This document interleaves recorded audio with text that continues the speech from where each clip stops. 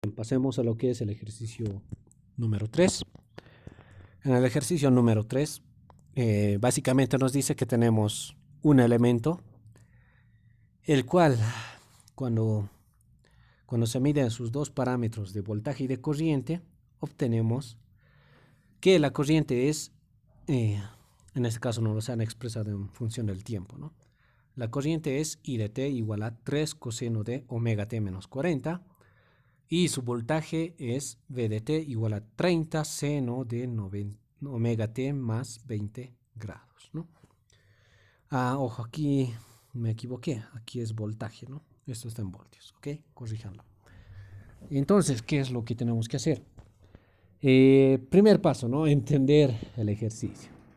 Entonces, si nos fijamos bien, tenemos un elemento, ¿no? Y se han hecho dos mediciones, tanto de su voltaje como de su corriente. Entonces, primeramente, este elemento yo lo voy a denominar como Z, ¿no? Claramente estamos en corriente alterna, ya que tenemos las funciones periódicas seno, coseno, ¿no? Entonces, estamos en corriente alterna. Entonces, el elemento que me provoca estos dos parámetros puede ser ya sea una resistencia, ya sea solamente una bobina o solamente una capacitancia, o puede ser combinación, ¿no?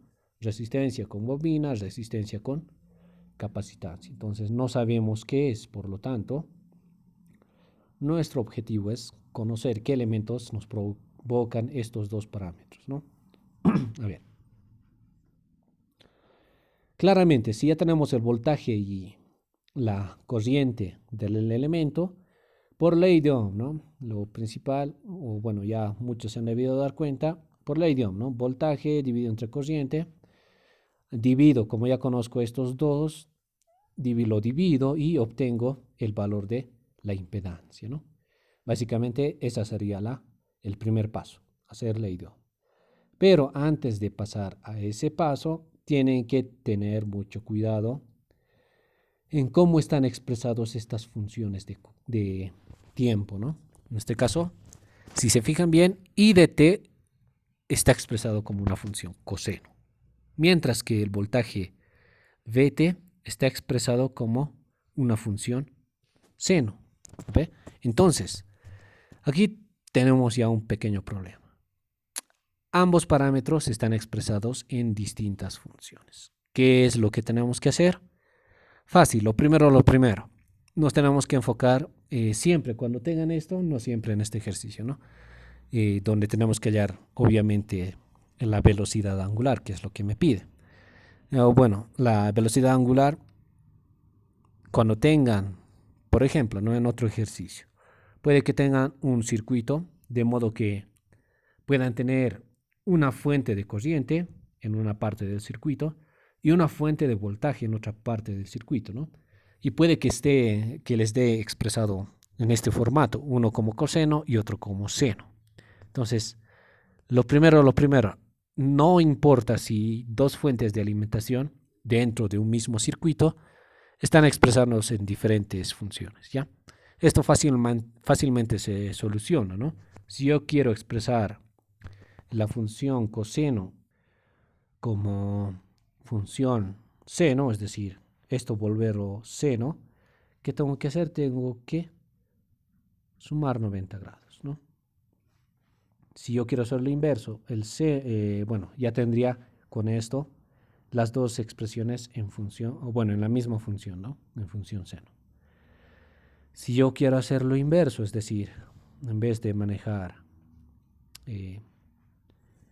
puro cosenos, quiero manejar senos, ¿no? Quizá yo estoy más acostumbrado a manejar cosenos, ¿no? Entonces, transformo lo que es seno a coseno, haciendo que restándole 90 grados, ¿no? Entonces, no pasa nada si ambas funciones, si una está en seno y otra está en coseno, no pasa nada. Solamente es sumar o restar 90 grados. Lo importante en esa situación es fijarse en la velocidad angular. De ambas expresiones sí o sí tienen que ser iguales, es decir, de ambas tienen que ser la misma velocidad angular. Si no cumple eso, el circuito no directamente tienen que decir que no tiene solución. ¿Está bien? Ya que se trata de dos fuentes a distinta frecuencia, lo cual no vamos a obtener respuestas en el circuito constantes, ¿no?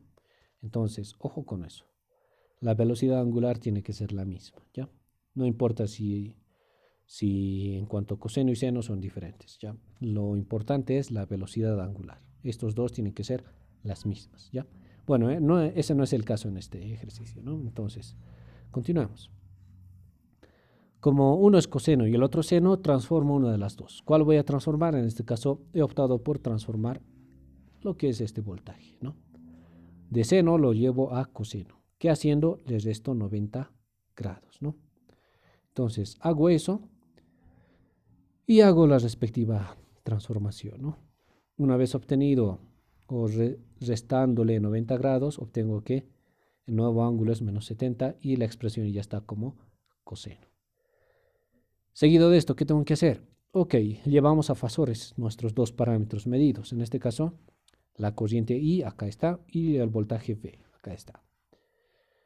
Entonces, como ya tengo mis dos parámetros como fasor, vamos a lo que es la ley de Ohm, ¿no? Reemplazo en la ley de Ohm voltaje sobre corriente y obtengo que el resultado, en este caso me da 10 ángulo de menos 30 grados. Algunos se preguntarán, ya sé que muchos se van a preguntar, ¿qué pasaba si yo transformaba, si yo manejaba en vez de las dos expresiones en coseno, manejaba las dos en seno, ¿no? ¿Qué es lo que iba a pasar? No iba a pasar nada. Al final la impedancia nos iba a salir el mismo resultado. Pueden verificarlo si quieren. A ver, lo vamos a hacer rápidamente, ¿ya? Para que vean que es lo mismo, ¿ya? Entonces, la corriente I sería igual a 3 transformándolo de coseno a seno, ¿no? En este caso tendríamos que sumar 90 grados. En este caso sería menos 40 más 90. Sumamos, ¿no? Más 90, menos 40 más 90, más 50. Al final, llevando estos dos parámetros a fasores que íbamos a tener, la impedancia iba a ser igual a, el voltaje sería 30 con ángulo de 20 grados, ¿no? Mientras que la corriente sería 3 con ángulo de 50 grados. Al final, ¿qué íbamos a tener? 10 con ángulo de 20 menos 50 menos 30 grados. Ah, no me ha alcanzado la página. Ya.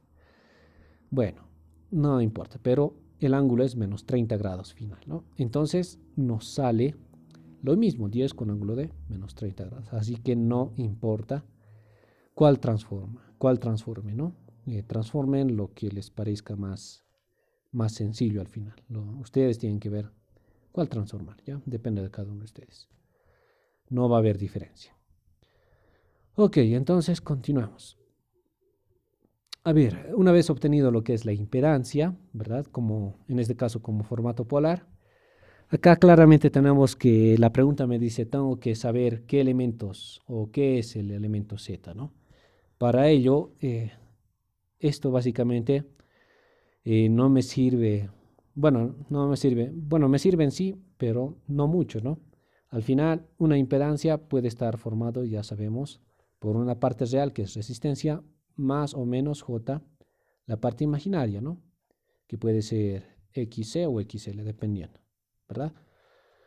Eso en corriente alterna. Y en corriente continua, ¿en qué se traduciría? Se traduciría en una resistencia con una bobina o una resistencia con una capacitancia, ¿no? Entonces, para obtener cualquiera de estos dos, porque nuestra Z puede ser cualquiera de estos dos, ¿no?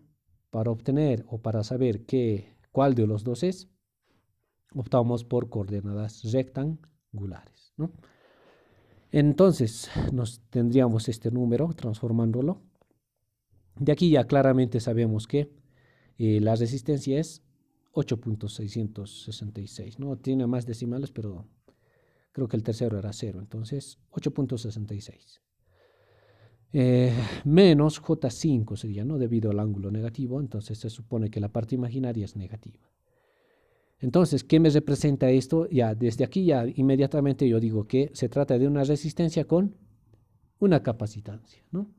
Entonces, aquí ya básicamente si no pueden interpretar esto de acá, de lo que es la coordenada polar, aquí ya básicamente se dan cuenta, ¿no? Entonces, como nuestro elemento es una resistencia con una capacitancia, aquí no acaba la cosa, ¿no? Tenemos que saber cuánto vale en cada uno, cuánto vale la resistencia y cuánto vale la capacitancia, no la reactancia capacitiva, ¿no? La reactancia capacitiva es esta. Una cosa es la reactancia, pero otra cosa es la capacitancia. Sabemos que no es lo mismo, ¿no? Entonces, como ya tenemos la reactancia, pasamos a analizar nuestros datos, ¿no? Bueno, entonces, analice con inciso A, omega igual a 600 radianes por segundo. Entonces, agarremos primeramente esa velocidad angular, ¿no? Nosotros sabemos que la resistencia no es dependiente de la velocidad angular o de la frecuencia, ¿no? Entonces, la resistencia no es afectada por W. El único que es afectado es la parte imaginaria, que en este caso es la reactancia. Entonces, recordemos que a la hora de calcular reactancia, la reactancia es igual a 1 sobre la velocidad angular multiplicado por la capacitancia, ¿no? Hemos dicho que es reactancia capacitiva, ojo con eso. Y acá ya simplemente estamos manejando el módulo de esa reactancia capacitiva, ¿no? Entonces, simplemente tenemos que despejar para saber de qué capacitancia se trata. Entonces, despejando, tenemos que C es igual a 1 sobre W por XC. Reemplazando, obtenemos que la capacitancia es para el inciso A 333.33 microfaradios y la resistencia es 8.66, ¿no? Para el inciso B, con omega igual a 100 radianes por segundo, hacemos lo mismo, ¿no? Reemplazamos ya que es la misma ecuación, ¿no? Capacitancia es igual a 1 sobre W por XC. W en este caso es 100 para el inciso C, multiplicamos por 5, hacemos la división, me queda que el resultado de la capacitancia es 2 milifaradios. La resistencia obviamente no depende de W, sigue siendo el mismo valor, ¿ok? Listo, eso sería lo que es la solución del ejercicio número 2. A ver, ok, espero que haya quedado claro.